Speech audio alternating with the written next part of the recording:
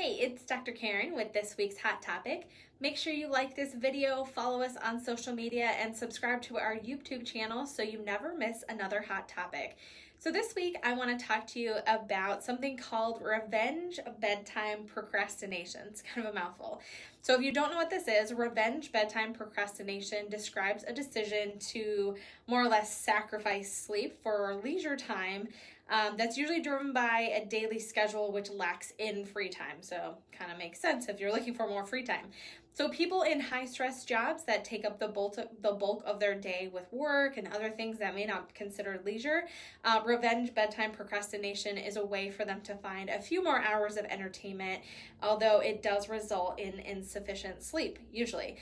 So this directly leads to sleep deprivation, as you can imagine. So cutting back on sleep can actually have a significant negative effect on your mental, physical, and emotional health, as well as short-term and long-term consequences. And I've mentioned this in lots of other hot topic videos, but really I'm kind of focusing on this one.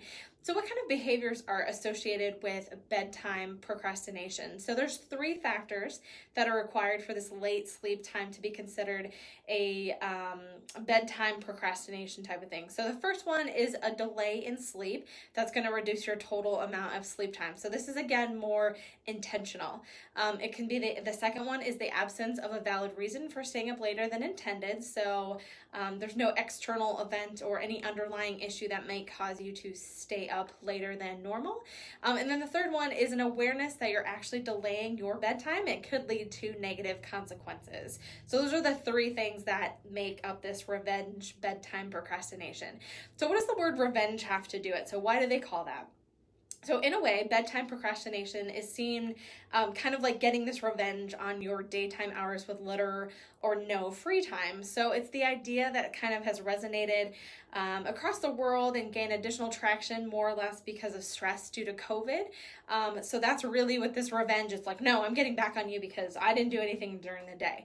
So now there's a psychology part of this. So what's that psychology bit behind that procrastination? So one explanation is that more it's a gap in a failure of self-regulation or self-control. So instead that sleep procrastination typically results from people who have more of this evening chronotype or more the night owls type of thing. I find as I was doing this, I was like, oh, maybe that might be me. So all these people who are forced to try and adopt these schedules to design that are more for early birds, so getting up.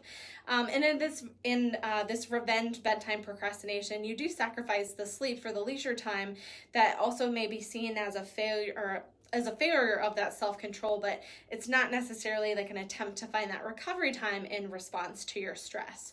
So who are more people who are affected by this bedtime procrastination? So typically it's students and women who are more likely to engage in this bedtime procrastination.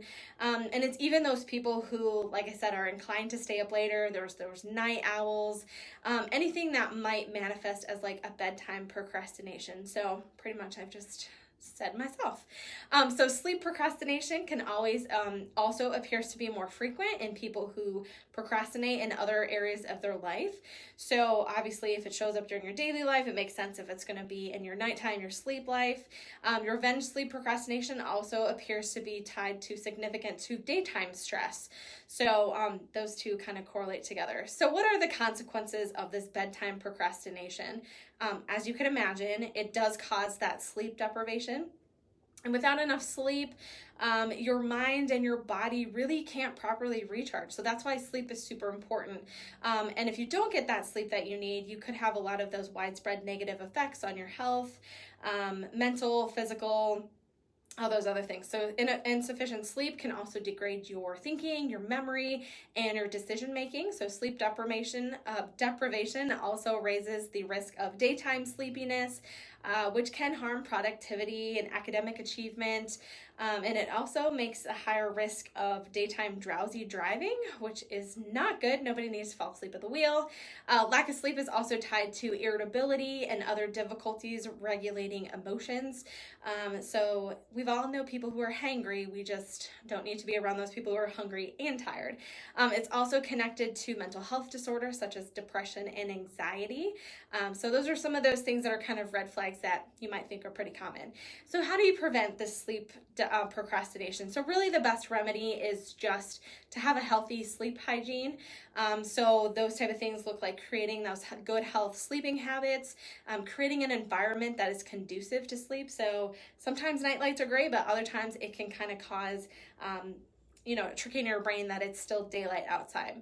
Having that consistent bedtime, having a consistent wake up time, and including your non-working days. Another couple things that you can do are avoid alcohol or caffeine late in the afternoon or evening because those could make you stay awake. Stopping the use of electronic devices, which are cell phones, tablets, at least half an hour, or really it's at least an hour before bed. Again, I've mentioned this in other hot topics, why that's important. And the last thing you can do is really just develop this stable routine of every night things that you do to prepare for you go to bed. So if you change in your PJs, you let the dogs out, you brush your teeth, you brush your hair, you wash your face. Those are type of things that your body is just going to get used to, and then it knows like, okay, this is part of my daytime routine or nighttime routine. So if you find that you are a bedtime procrastinator, know that there actually is a word and a definition for it. It can have a lot of long-term problems, but hopefully you'll know and you can catch it soon enough that you can create some healthy habits and hopefully not fall into this revenge procrastination bedtime. So that's all I have for you guys this week. I will see you guys next time.